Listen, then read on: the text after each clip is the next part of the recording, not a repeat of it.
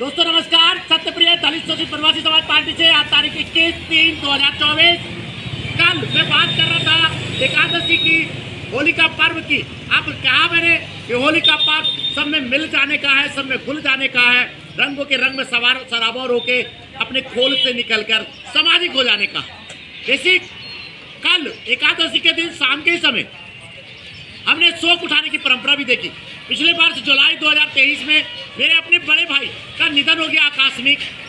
उसके बाद चूंकि निधन के बाद सनातन परंपरा में कोई जो त्यौहार वगैरह है वो नहीं मनाए जा सकते जब तक अब वो शोक उठाने की प्रक्रिया ना हो। आज मैं होली के या सनातन पर्वों के सामाजिक, आर्थिक, आध्यात्मिक और वैज्ञानिक पक्ष की बात करना चाहता हूँ। मैं जब कल शाम के समय हम गए मुरादाबाद झांझनपुर जो हमारा गांव है, शोक उठाने की परंपरा में शाम के वक्त कुछ बुजुर्ग महिलाएं आई, उन्होंने होली के गीत गाए, रंग लगाए परिवार के लोगों को और चली गई।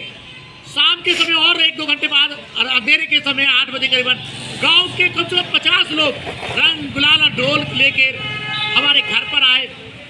वही होली गाई, रंग लगाया, ढोल बजाए और सबको रंग लगा के शुभकामनाएं देके चले गए। अब ये शोक का जो बैरियर था वो खत्म हो गया। जीवन अब नए ढंग से शुरू करने का आह्वान है। होली के दिन जो लोग हमारे अपने प्रिय चले गए, उनकी मधुर स्मृतियां हमारे साथ हमेशा रहेंगी। किसी का जाना, जीवन का किसी व्यक्ति का मर जाना बेहद दुखद है। हम जानते हैं जो चले जाते हैं हमारे बीच, उनकी स्मृतियां कभी पीछा नहीं छोड़ती, लेकिन जाना मनुष्य का और आना यही शाश्वत सृष्टि का नियम है। होली का त्योहार उस दुख से उबरने का और जीवन को पुनः शुरू करने का अवसर देता है।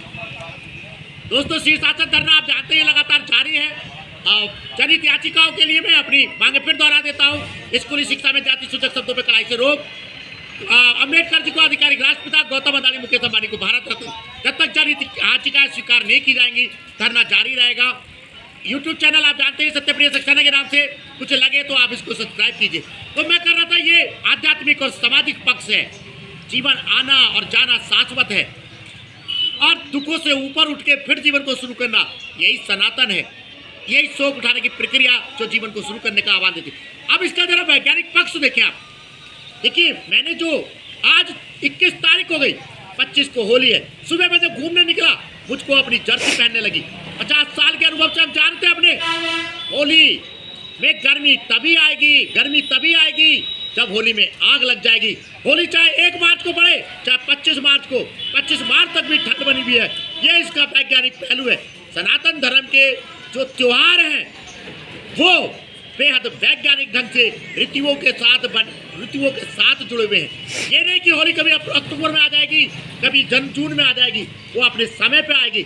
और जब समय पर आएगी कोई भी त्योहार, चाहे होली है चाहे कोई सा भी सनातन धर्म है, अपने समय पे आएगी, अपने मौसम के अनुसार आएगी।